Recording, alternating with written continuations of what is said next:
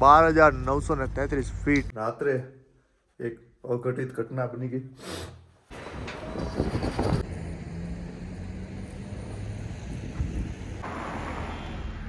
Hill ઉપર અમારી ગાડી બ્રેકડાઉન થઈ ગઈ. ભગવાને બચાવ્યા કાયદેસર.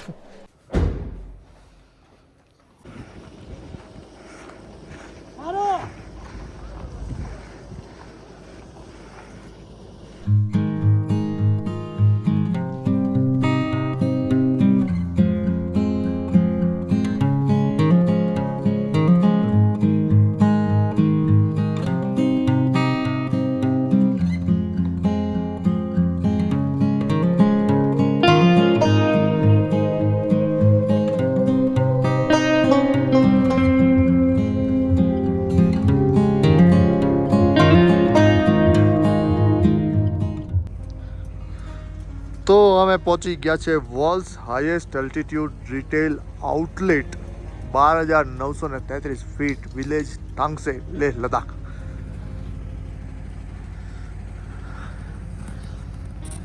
માંડ ગાડી પહોંચાડી. ડીઝલ હાવ ઓછું હતું અને એક ગાડીને એક ટાયરમાં પંચર હતું.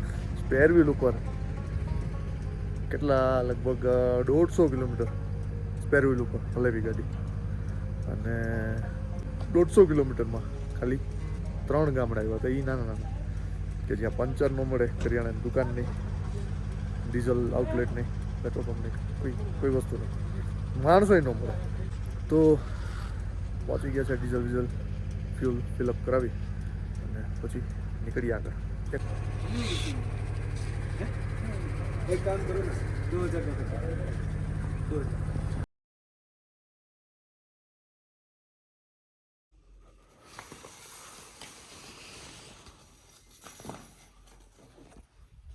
સો ગુડ મોર્નિંગ. આજે છે ડે 4 અને રાત્રે એક અઘટિત ઘટના બની ગઈ. રાત્રે હિલ ઉપર અમારી ગાડી બ્રેકડાઉન થઈ ગઈ અને રાત્રે અમે બહુ લેટ માંડ એટલી ભયંકર ઠંડી અને બહુ ખરાબ હાલત થઈ ગઈ હતી. માંડ એક ગાડીવાળા નીકળ્યા અને એણે અમને લિફ્ટ દીધી અને ખારું ગામ જ્યાં લેહથી આગળ છે ત્યાં અમને માંડ પહોંચાડ્યા. તો અત્યારે છે અમે ખારું ગામ. ટીમમાંથી બીજા 2 જણા ગયા છે ગાડી લેવા, ડ્રોઈંગ કરવા. અને હવે આગળનો પ્લાન હજી કંઈ નક્કી નથી. એ લોકો આવે પછી ગાડી રિપેરમાં આપે. અમારે છે પઠાણકોટ શૂટ, એટલે ત્યાં પણ પહોંચવાનું છે અને બધું થયું છે ભેગું. તો નથી હવે શું થાય આગળ. તો અત્યારે તો જસ્ટ જાગ્યા. રાત્રે લેટ પહોંચ્યા હતા, આરામ નહોતો થયો. બધાના માથું એકદમ ભયંકર દુખતું હતું અને માઉન્ટેન સિકનેસ થઈ.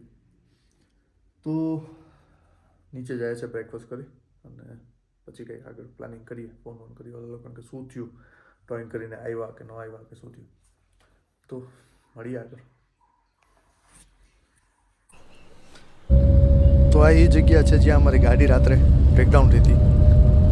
મોડી રાત્રે એટલો સ્નોફોલ થયો કે ગાડી ઉપર પણ આખી બરફની ચાદર ઢકાઈ ગઈ.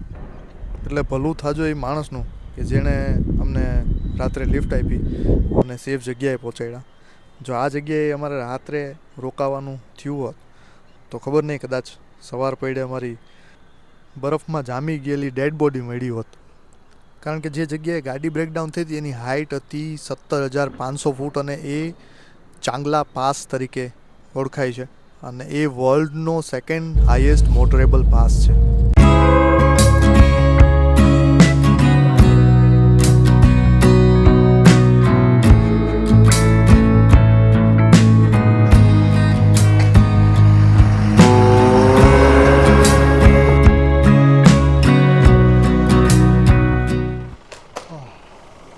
તો અમે અત્યારે છે ખારું વિલેજ, લેહથી અરાઉન્ડ 32-35 કિલોમીટર્સ.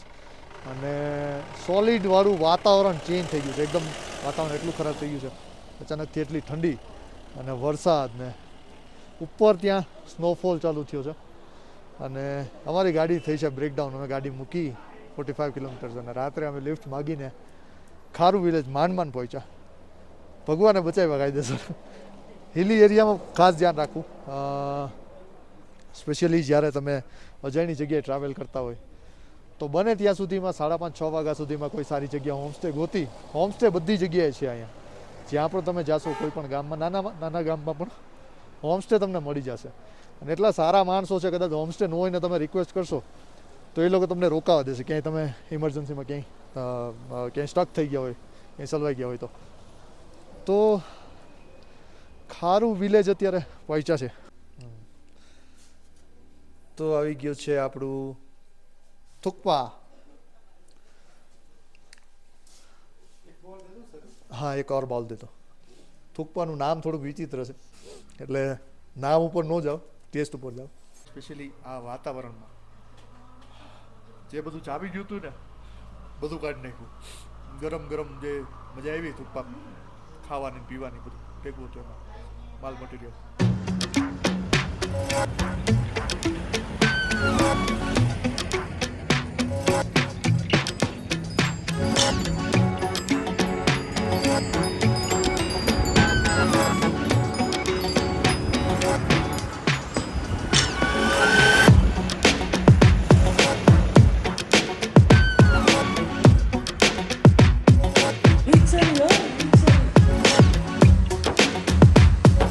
હજી બરફ ચોટ્યો છે. સલ્યુટ યાર. વાહ. સો ફાઇનલી ગાડી આવી ગઈ છે. જો રાતે ત્યાં રોકાવાનું થયું હોત તો આવી હાલત થઈ જાત.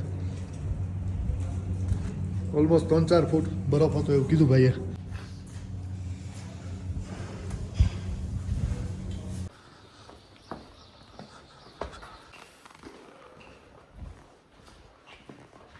ઓલ સેટ ભાઈ, બરાબર છે બધું કમ્પ્લીટ. પાણી નાખી દીધું 4 લીટર.